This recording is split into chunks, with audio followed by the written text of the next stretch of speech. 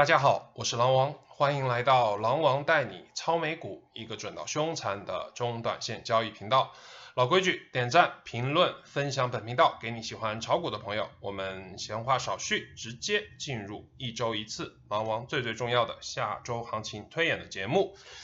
那上周整个大盘的走势是一个分化的震荡上升的格局，对吧？我一直跟大家强调，现在这个大盘是处于一个高位，不要去重仓的去布局去做多。那我们可以看到，在上周五的时候，其实大盘出现了一个比较让人就是放心的一个信号，那就是 UVXY 又一次的破了之前的历史新低。它在这个25块9毛5的平台这里已经横盘整理了大概有1个月的时间，对吧？我们直接在这个 K 线图上大家可以看到是已经横盘整理了22个交易日。那是不是代表着它现在就一旦它破了之前的这个25块9毛5的低点，就可以放心的去做多整个大盘了呢？狼王直接给结论，就是我的观点是，我不认为即使 UVXY 现在迅速的跌破了25块9毛5到了25块7毛5的这个位置，就可以放心的去做多大盘了。虽然说我们如果说根据以前的一个 UVXY 的走势，是吧？比如说去年2020年的这个3月份、2月份的崩盘的时候，我们确实看到当时是指数破了新高，对吧？在这个2020年2月18日的时候，标普指数是破了新高，但是 UVXY 并没有破新低，然后 UVXY 就出现了一波非常凌厉的拉升，对吧？然后就崩盘了。但是这不代表了 UVXY 破了新低，那指数就真正的安全了。那为什么是这样的呢？大家可以看到，对吧？比如说之前的这个在2020年底以及2021年初的这一段时间， UVXY 也是属于一个横盘整理的过程，对吧？它之前的话低点是102块6，是吧？然后它又跌到了100块钱，是破了新低。那破了新低以后，它仍然没有就顺势的跌下去，对吧？破了新低以后，它还是进行了一个反弹以后才出现的一个继续的下跌。所以基于这个2020年12月，是吧，以及2021年1月份 UVXY 的这个走势，我不认为，是吧，现在就真的是可以放心的去做多大盘了，好吧？那我们还可以看一下，就是在1小时级别的这个平行通道，从 UVXY 这里来看，我们可以看到就是 UVXY 现在是下周一的一个支撑，大概会在25块4毛左右的一个地方，好吧？一旦它要是在25块4毛左右真的又起到了一个支撑的作用，那我就不建议，是吧，大家去继续的去做多大盘了。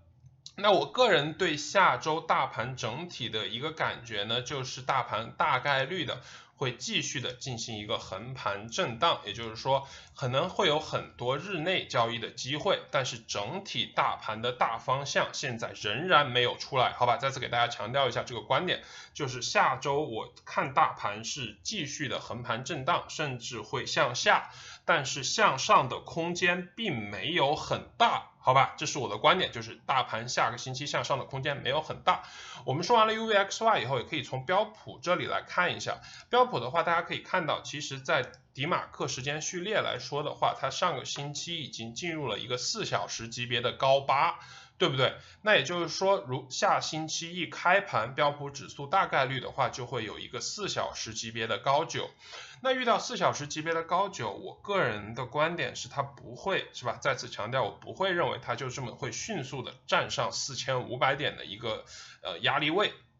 那反而现在这个4440点到4460点的压力位，可能会对标普指数产生压力。好吧，再次强调一下这个观点，但我不是要大家去做空，我认为大盘很有可能会横盘的概率是要大于急速下跌的概率的，好吧？那如果说大盘横盘的话，那就会有很多日内交易的机会，好吧？这是标普指数，大家要警惕一下，下个星期初、下个星期一它这个4小时级别的这个高9的信号。好吧，这是标普指数。另外一个我觉得让大家关注的话，就是说可以看一下我的这一根趋势线，对吧？就是通过了这个2021年4月29号，还有这个2021年5月7号这2个高点连的一条趋势线，我们可以看到，就是下周一标普指数的压力位其实大概也就在4456到4460的一个地方，好吧，那这个位置其实算是一个比较强的压力位，所以说我个人的观点呢，就是不建议大家还是大仓位的去做多大盘，因为很有可能会在这一段的这个点位附近出现一个横盘震荡整理的一个过程，横盘或者是下跌，那如果说再往上面涨的话，它的空间并不大，好吧。那我们可以看一下，就是3倍做空标普其实也是一样的，大家可以看到3倍做空标普，其实它已经出现了2根海底捞月的一个信号，然后狼王其实也把它的支撑位给大家画出来了，就大概就在16块2毛5左右的一个地方。那其实大家可以看到，现在3倍做空标普离这个16块2毛5的一个支撑位也是非常近的，对吧？那不要在3倍做空标普的支撑位这里去做多大盘，这也是我一再给大家提醒的一件事情。对吧？所以说现在的话，下周即使大盘不调整，也大概率的会是一个横盘整理的一个过程。那为什么我不让大家去做空呢？我不让大家做空的主要原因是，现在4大指数都出现了一个分化，非常严重的分化。你可以看到，就是像航天、邮轮以及这个就是酒店是吧？这种传统板块的股票，以及小盘股，像什么 TLRY 啊，像什么 PEN 呢，是吧？这种还有 SAMS 呀这种小盘的股票都其实现在是趴在地上的，所以说在股指分化的时候不要去做空，好吧？再次给大家强调一个观点，就是虽然说我们知道标普指数现在在压力位，而且3倍做空标普在支撑位，但是由于现在4大指数出现了一个分化的状态，所以这个时候并不是做空的好时候，而是一个进行日内交易的好时候，好吧？这是我一再跟大家强调，为什么我不推荐大家现在大仓位的去进行一个长线的布局，反而推荐大家去用一个小仓位的进行一个日内的稳定收益的获取，好吧？这是我的一个逻辑。那说完了这个标普指数3倍做空以后，我们可以再来说一下这个小盘股吧。小盘股的话，我觉得非常有意思的话，我们可以从这个罗素对吧 IWM， 大家可以看到 IWM 之前是一直在狼王画的这个区间，也就是这个我给大家画一下好吧，就是这个区间红色的这个方框，也就是224到这个218的这个区间进行一个箱体的整理，对吧？他们并没有非常强势的突破这个224的位置，对吧？狼王一直跟大家强调，除非这个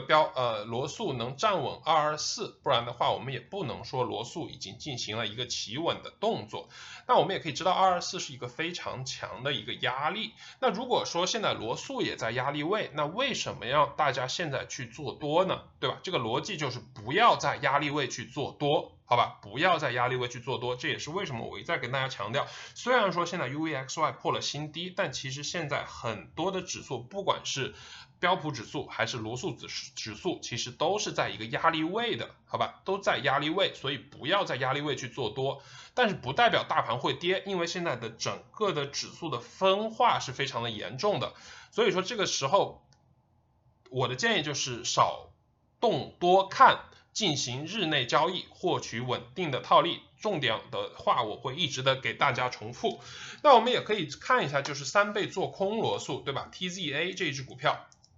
大家可以看到 TZA 的话也非常的有意思，就是它在这个29块4，对吧？29块4是 TZA 一个非常强的一个支撑位，对吧？大家可以看到，我给大家标出来一下，在这个地方，对吧？29块4它止跌了，在这个地方它又止跌了，以及在上周五的时候也是29块4的时候，它也进行了一个止跌了，也就是现在3倍做空罗素也是在一个支撑位的地方。对吧？如果说3倍做空罗素在支撑位的地方，那肯定不建议大家现在去做多罗素，对吧？因为做空罗素在支撑位，也就是说罗素很有可能会继续的跌。我个人的观点呢就是一样，就是 TZA 只要不跌破29.1，好吧 ，TZA 只要不跌破29.1，就不要进场去做多，好吧？我自己也给自己设一个提醒，只有当 TZA 跌破了29.1的时候，也就是跌破了这个绿线的平台以后，才可以考虑去进场大仓位的做多罗素。它不跌破，我们暂时不要动，好吧，仍然维持一个日内操作为主。说完了 TZA 以后，我们再来说一下 QQQ。那 QQQ 的话就更不用说了，是吧？一直在前期就非常的强。我们可以看到，那 QQQ 的话，现在上周的话继续的上涨了1%，是吧？从周线级别来看。但其实对于 QQQ 来说，370块钱左右算是一个比较强的一个压力位，但是一个优点就是从乐观的角度上来看的话，我们上周 QQQ 是有一个健康的回踩了30分钟级别GMMA 均线的一个过程，一个动作，对吧？那如果说上周五标普和道琼斯还有罗素都进行了一个还不错的反弹，那周一的话，我觉得 QQQ 科技板块很有可能会有机会，好吧？因为它上周五出现了分化，那周一的话应该会风水轮流转，可能会有科技股板块的一个继续向上走的一个动作，但是这个空间的话，再次给大家强调并不大，好吧？对于 QQQ 的话，我觉得只要它不跌破366.2块，你就可以继续的短线的持有，一旦跌破了366.2块的话，它大概率的就会去2小时级别的 GMMA， 也就是365块左右去找一个支撑，好吧？那短线的话，我个人的观点就是可以继续的持有 QQQ。OK， 但是向上的空间并不大，所以说我们可以去找大科技板块里面的一些个股去做多的机会。那为什么我说这个？大家可以看一下，再看一看3倍做空 QQQ 吧。3倍做空 QQQ 的话，大家也可以看到，它现在已经是破了新低，对吧？破了新低，7块9毛9左右的一个地方。那我们可以看一下，就是说其实它在7块8甚至7块7左右 ，SQQQ 其实都是一个支撑，而且它已经出现了一个破新低以后的海底捞月的信号，对吧？而且这个信号捞月的级别并不高，也就是说 QQQ 的话其实也是有压力的，好吧？也是有压力的，因为如果 SQQQ 有海底捞月的信号的话呢，就是 QQQ 也是非常的有压力，因为 SQQQ 有一个反弹的需求。SQQQ 反弹，那就是 QQQ 的下跌，对吧？那我们可以很明显的看到，就是 SQQQ 也是出现了日线级别的海底捞月的信号的，所以说这也是为什么我跟大家说要警惕，是吧 ？QQQ 虽然说有可能会继续上涨，但是这个空间并不大，所以说我们仍然的一个操作策略是找 QQQ 里面没有上涨太多的股票去做一个日内的交易。另外一个信号呢，就是看一下 FNG 底，对吧？就是3倍做空这个大科技板块的一个 ETN。我们可以看到这个 ETN 代表的是英伟达、百度、奈飞、88、谷歌，是吧 ？Facebook、苹果、特斯拉是一个代表大科技板块的一个 ETN。那如果说现在 SQQQ 已经出现了一个海底捞月的信号，但是 FNG 底并没有出现海底捞月的信号，对吧？现在已经 FNG 底、SPXU 和 SDO 都已经出现了一个海底捞月的信号，但是 FNG 底并没有出现海底捞月的信号，所以这代表着 FNG 底搞不好会有机会。好不好？大家懂我是什么意思吗？就是说，因为现在4大指数都出现了一个海底捞月的信号，但是 FNG 底没有出现海底捞月的信号，但大概率的话，它也会出现海底捞月的信号，并且现在 FNG 底现在是处于一个压力位的一个地方，对吧？红色的这根线大家可以看到，基本上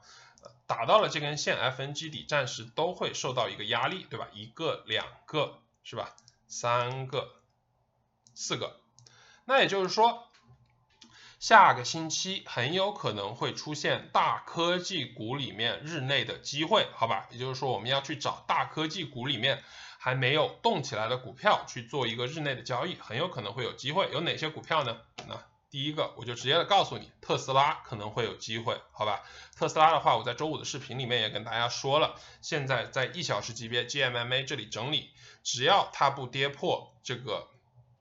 687.5块，我觉得可以非常严格的继续的持有特斯拉，好吧？特斯拉的话非常的有机会。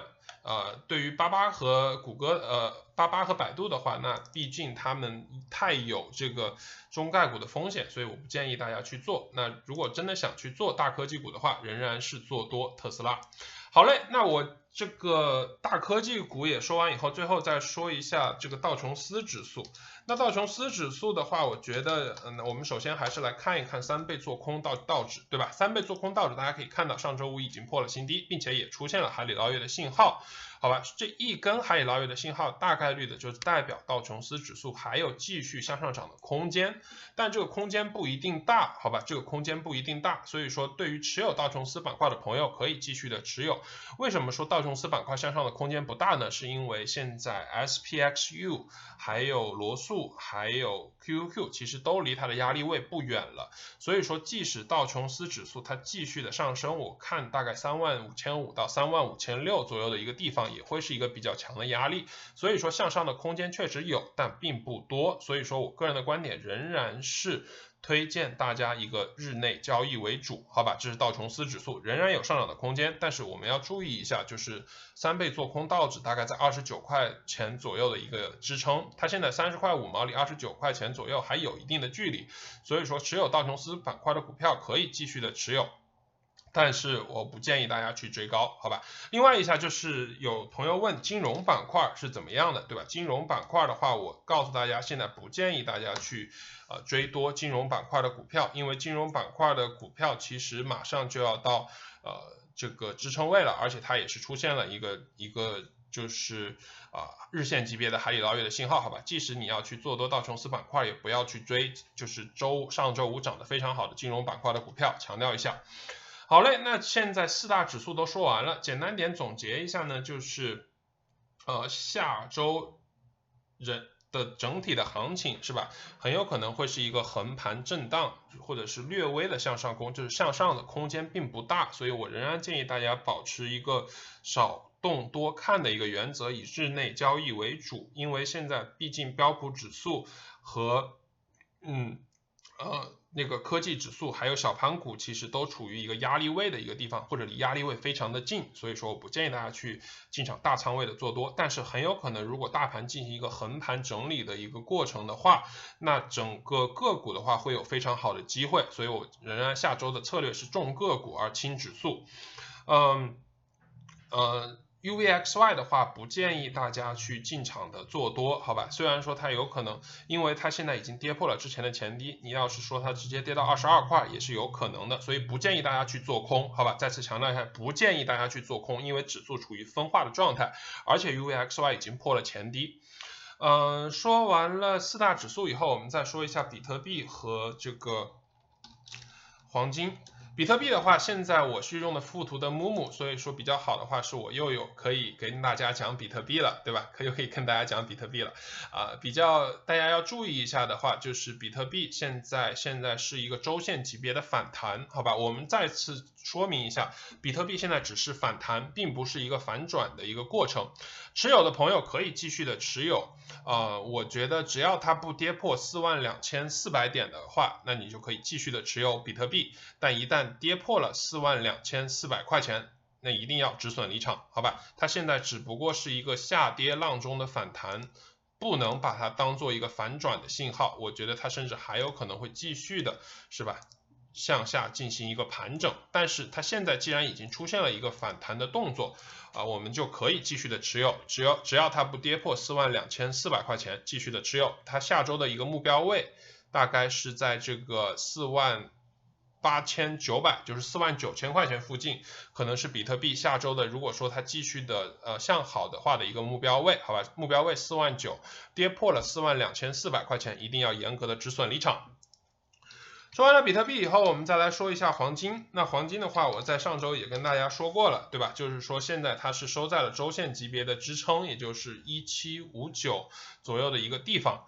持有的朋友可以继续的持有黄金，只要黄金不跌破之前的这个低点1750，我们没有理由认为黄金走熊了。但是，一旦黄金跌破了1750前面的这个低点，是吧？一旦跌破了这个低点的话，我就建议大家先行的止损离场，好吧，1750要是跌破了就止损离场，没有跌破1750，继续的持有黄金。说完了黄金以后，我们再来说一下原油。那对于原油的话，大家可以看到现在也是出现了一个继续的调整，那现在不要进场去做多，好吧，继续的等待它下周如果有机会回踩67块钱附近，可以考虑小仓位的去进行一个布局。那一旦跌破了66块4的话，原油也是要止损离场的。好嘞，那其实今天的4大指数和这个原油、黄金还有比特币都跟大家讲完了。总结一下今天狼王推演的一个结论呢，就是现在大盘处于一个比较微妙的一个位置，不适合做空，不适合大仓位的去做空，也不适合大仓位的去做多。那不适合大家做空的原因是因为整个4大指数出现了一个分化，对吧？有些股票涨得非常的好，有些股票现在还在破一个历史新低。所以说现在去做空的话非常的危险，那现在大仓位的去做多的话呢也非常的危险，因为其实现在标普指数、罗素还有道琼斯以及这个纳斯达克 QQQ 都在一个离压力位非常近的一个地方，所以说你现在要是大仓位的去做多，搞不好要是出现一波调整是吧，也会把你套了。但是所以说我现在觉得既然大盘现在不明朗，那也就是说横盘的几率会比较的大，是吧？横盘震荡整理的一个几率会比较大。那如果说出现了横盘震荡几率的整理的话，那个股的机会就比较多，好吧？也就是说大家要关注一下之前的一些就是热点板块的个股去进行一个日内交易，